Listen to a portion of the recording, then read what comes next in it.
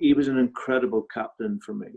And funny enough, before I joined Graham, I had someone had rang me and was telling me about the job and stuff. And one of the first things he said was, listen, if you're going to play how you want to play there, Brendan, you're probably going to have to move on Scott Brown.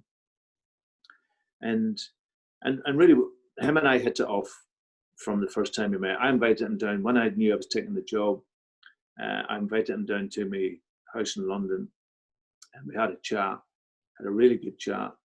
I explained the ideas. I also was telling him about behaviour, because before I went in, Celtic had lost in the semi-final of the cup, and they were well beat. They lost in penalties, but they got dominated in the game by Rangers in the Scottish Cup final. So there was a real fear and a sense that Rangers were right. They've now been back up to the top level. They've beaten Celtic in the cup.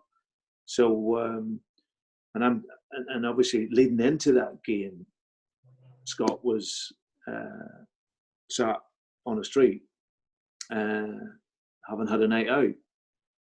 And the point I was making straight away to him is, you can't do that.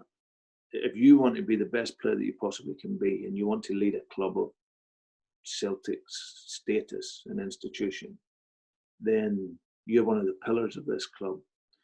And from that meeting on, he was incredible for me.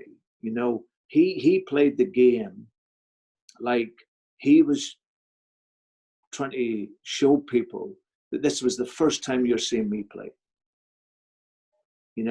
Every single game. And that wouldn't matter if that was Rangers in a semi-final or a final, or up at Aberdeen, or away at Inverness, or away in Barcelona, home to Man City.